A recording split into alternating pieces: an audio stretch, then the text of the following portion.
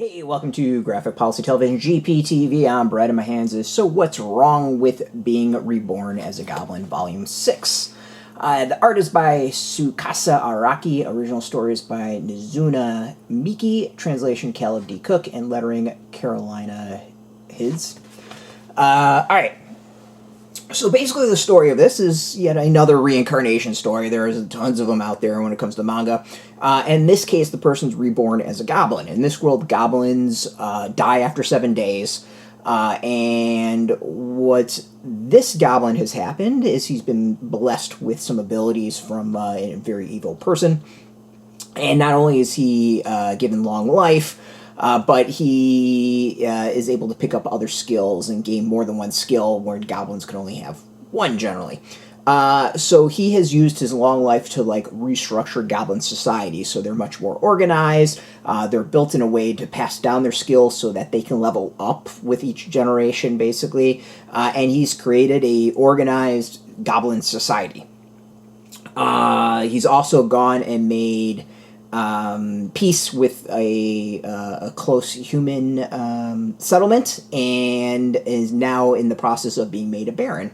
So a goblin becoming a baron, it's going to piss some people off, like the other human counts and barons. So this one is starting to play into the whole fallout of this goblin rising and being accepted by some humans and being raised up with into nobility. But the bigger of it is we learn some interesting history of the creatures of this world. We're introduced to a being named Genesis. Really, Genesis has no name, it's just call it Genesis. Every time Genesis dies, Genesis is reborn into a new creature, and then that creature is birthed out of Genesis. So Genesis has created the dragons that we have found out about. Genesis has created the elves, Genesis has created humans, Genesis created the goblins. Genesis has pretty much created everything from what we can ascertain from this. But also Genesis is all about extremes. So when Genesis was an elf, the flaw from elves is that they lived a really long time, so it's kind of a rough life to live really, really long time. So Genesis then was reborn as goblins, who then live a really short time. So Genesis is a creature of extremes. So that's, I think, really kind of fascinating, interesting aspect of the series, and really kind of playing off the fantasy aspects. It does a fantastic job of taking these genres and tropes and ideas that we've seen a million times before and doing something kind of new and different with it. It's pretty cool, and something that's actually really unexpected, and I think makes it stand out. The other aspect of it is we've got this war brewing. So goblins have never really been to war in this sort of way. So they are dealing with aspects they've never experienced before, which is causing them to mess up a whole bunch. We've got Hanzo, who's the head of the army, the goblin army, who's doesn't know what the hell he's doing, and being kind of conscripted and having to go fight with the humans kind of messing up a bunch of things. So it's interesting to see the goblins learn. So really the series is kind of about this nation being born, learning its path, learning where it should go, and it's a leader who's trying to make the best decisions, not just for him, but really society as a whole. And not even for him. He's just trying to make best decisions for the goblin society as a whole. And I think that's one of the really, really fantastic aspects of the series. It's really not about the personal gain of one individual. It's about this one individual attempting to make society better, shaping it in a way that it improves, that it evolves, that it learns. There's something kind of nice about that.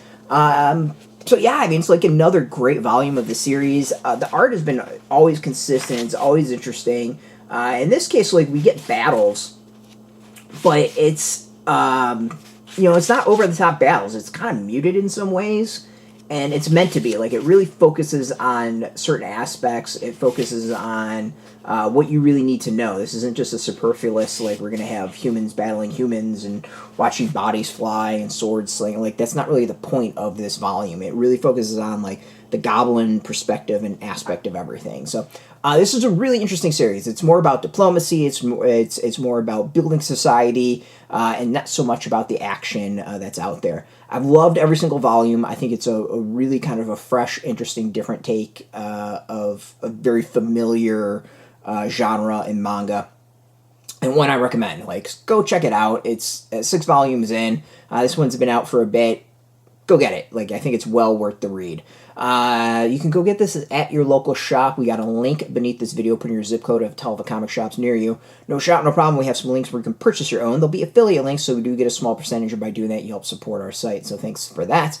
And speaking of support, I want to thank Yen Press for hooking us up with this review copy. And of course, thank you all for watching. If you are into manga, check us out every day at graphicpolicy.com. We're on Twitter, Facebook, YouTube, Tumblr, Instagram, TikTok, Mastodon, Threads, Blue Sky.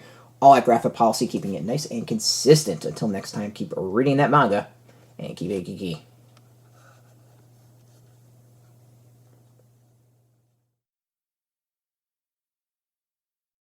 Hey, thanks for watching the previous video from Graphic Policy Television. Just by watching, you help support our site. Thank you so much. Now, if you're watching these videos, you probably care about geeky things like movies, television, comic books, toys, games, video games, you name it. You can go and subscribe right now to our YouTube channel to stay in touch and catch all the new videos, or check out our website at graphicpolicy.com. There's a nice link on this end of the video. But as always, thank you for watching. Keep on rocking and keep it geeky.